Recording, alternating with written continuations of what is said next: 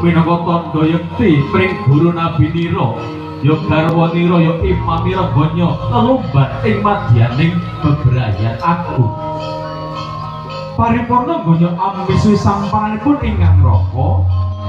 Lulita Sirat Majar sang temanten putra linanting dening ingkang garwa linanting kajunaken jajar ing sisih kiri monggo ing samangke Sirat Majar sang temanten salimbit wis jumeneng jajar kekarone dia siningeban wujuding sender kang awarna gula klopo rektom yang seto abang kelawan putih panjenenganipun Bapak Sutikna dalah Ibu Suwarni monggo Bapak Tekna manjing ing ngarsa anggendong putra putri Rosakloro parandene Ibu Suwarni monggo panjenengan hanjampangi saking muri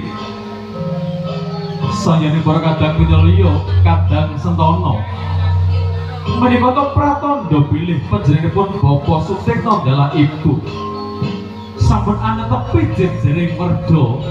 ya jejering ngasepuh satemah mahargya putra Ami Waha Siwi kepareng hanganti ingkang putra kekaro ameca ing margining kautamen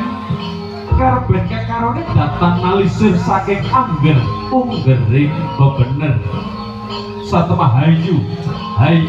lan rahayu pradangasaning baliren goli nalos pranong sendut ing salajengipun Bapak Sutikna ya andingine pinarak pranata gelar hadi